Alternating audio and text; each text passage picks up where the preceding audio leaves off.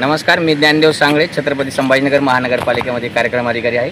आज मी छत्रपती संभाजीनगर महानगरपालिकेचे आयुक्त तथा प्रशासक महोदय माननीय जी श्रीकांत साहेब यांच्या संकल्पनेतून स्मार्ट स्टुडंट एक्झाम घेतलेल्या परीक्षेमधून जे टॉप 11 विद्यार्थी निवडलेले आहेत, या विद्यार्थ्यांना घेऊन Vikram Sarabhai space centre rocket प्रक्षेपण ज्या ठिकाणी होतं त्या ठिकाणी केरळ राज्यामध्ये थुंबा तिरुवनंतपुरम या ठिकाणी आलेलो आहेत। या ठिकाणी आपण बघतोय, या ठिकाणी आपण पाहतोय जे GSLV सॅटेलाइट सेंटर आहे, त्यानंतर GSLVची दुसरी प्रतिकृती आहे आणि PSLV आहे आणि जे की आता ज्याच्यावर काम केलं जातं ते NGLVची सुद्धा इथं या ठिकाणी प्रतिकृती लावली। आमच्या महानगरपालिकेच्या शाळेतले हे विद्यार्थी आहेत आणि या विद्यार्थ्यांनी या ठिकाणी भेट दिलेली आहे। तर आता आपण या डायरेक्ट विद्यार्थ्यांनाच विचारू की आपल्याला कसं वाटलं ही भेट देऊन। बेटा, तुझं नाव काय आहे? आरोही। तुझ्या शाळेचं नाव काय आहे? मनपा प्राथमिक विद्यालय सिडको आणि 7 छत्रपती संभाजीनगर। बरं, तुला या ठिकाणी भेट देऊन कसं वाटलं? म्हणजे मला खूप छान वाटतंय आणि स्पेस बद्दलची सगळी माहिती मिळाली। स्पेस बद्दल जी मनात शंका होती ते आता डाऊट ते क्लिअर झाले। स्पेस आणि रॉकेट बद्दलची माहिती मिळाली। आता पुढे वुमेन्सला पण पाठवणार आहे स्पेसमध्ये, त्याची सुद्धा माहिती मिळाली। बेटा, तुझी या स्पेस सेंटरला भेट देण्यासाठी निवड कशी झाली?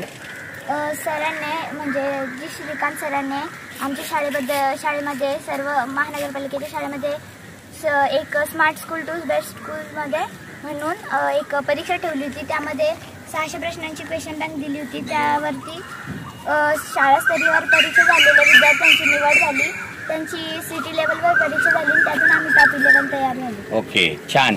बेटा, तुझं नाव काय आहे? सोहम सुरशे। सोहम सुरशे। कोणत्या वर्गात शिकतो तो? 8वी। शाळेचं नाव? मनपा शाळा विटखेडा। तुला कसं वाटलं या स्पेस सेंटरला भेट देऊन? सर, खूप छान वाटते। खूप छान वाटते। काय काय पाहिलं तू?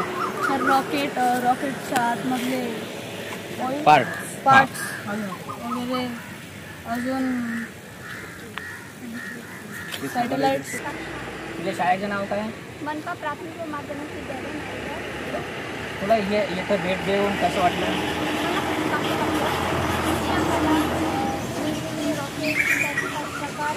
बघायला मिळाले आणि त्याच्याबद्दल आम्हाला इन्फॉर्मेशन मिळाली। हो, काय काय पाहिलं तू आतमध्ये?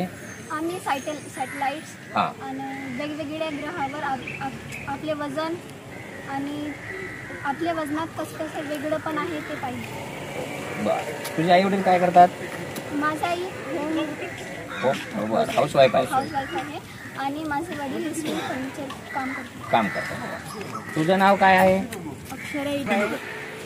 माझं नाव अक्षरा इटकर आहे। माझ्या शाळेचं नाव मनपा शाळा विटखेडा, छत्रपती संभाजीनगर। इथं भेट द्यायला कशी काय आली? आयुक्त साहेबांनी smart school to best school या उपक्रमातून स्मार्ट स्टुडंट एक्झाम घेतली होती। त्यात टॉप 11 मध्ये मी आहे। ओके, तुला भेट देऊन कसं वाटलं बेटा आता इथे? सर, खूप छान वाटलं। इथे आम्हाला समजलं की रॉकेटचे वेगवेगळे प्रकार असतात, त्याचे 4 भाग असतात, त्याच्यात सॅटेलाइट वगैरे असतात आणि आता पुढच्या वर्षी गगनयान हे आपलं रॉकेट जाणार आहे। त्याच्यात पहिले डेमोसाठी हे जाणार रोबोट जाणार आहे आणि नंतर मग त्याच्यात आपले ह्युमन जातात।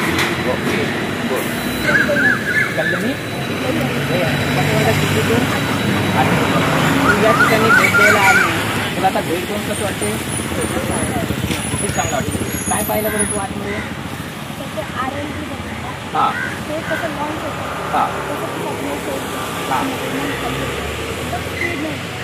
बरं, फील्ड झाल्यानंतर ते कुठं पडतं? समुद्रामध्ये। त्याच्यामुळेच हे प्रेक्षक जे काय घेतलेले सेंटर ही निवड केलेली होती, जवळ येत्या समुद्र असल्यामुळं। जे की आपण पाहतो इकडे जी आपल्याला हे जे पुष्प लॉन्चिंग व्हेकल जे आहे या व्हेकलवर त्या याला ठेवलं जातं रॉकेटला आणि ते वरती आकाशामध्ये जातं आणि ते सोडल्यानंतर ते वापस येतं। परंतु ते ज्यावेळेस रॉकेट वरती आहे तेवढ्यापर्यंत थांबल्यानंतर मात्र पडल्या तर कुठं पडतंय? समुद्रामध्ये पडतंय आणि इकडे सगळ्याचा भाग आहे। म्हणून आपण या ठिकाणी किंवा माननीय भारत सरकारने ही जागा निवडलेली। सगळ्यात पहिलं हे विक्रम साराभाई स्पेस सेंटर आहे। आज आमच्या महानगरपालिकेच्या शाळेतल्या विद्यार्थ्यांनी या ठिकाणी भेट दिली आणि माननीय आयुक्तांची आमच्या जी संकल्पना आहे की महानगरपालिकेतले शाळेतले विद्यार्थी कुठेही कमी नाहीत. ते सुद्धा इस्रो असेल किंवा नासा असेल अशा सेंटरला सुद्धा भेट देऊ शकतात आणि संशोधन करू शकतात. म्हणून आजच्या या भेटीसाठी मी माननीय आयुक्त सरांचं, माननीय प्रशासक महोदयांचं खूप खूप आभार मानतो आणि थांबतो. चला.